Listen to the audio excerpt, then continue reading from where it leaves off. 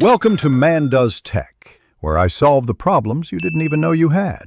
Open the Chrome Camera app from the Apps menu or Chrome//apps in your browser. Grant camera and microphone permissions when prompted so video and audio record correctly. Choose the front or rear camera using the camera icon at the top of the interface. If you run Chrome on a Chromebook, the system will ask for device access first. Make sure no other app is using the camera before you continue. Open settings to set resolution to 1080p and frame rate to 30 FPS for smooth video. Pick the preferred microphone source and toggle noise suppression if your environment is loud. Use the 3-second timer to avoid camera shake when you press record manually. Enable the grid overlay and exposure lock to keep your subject framed and properly lit. Adjust white balance if the colors look off under artificial lighting.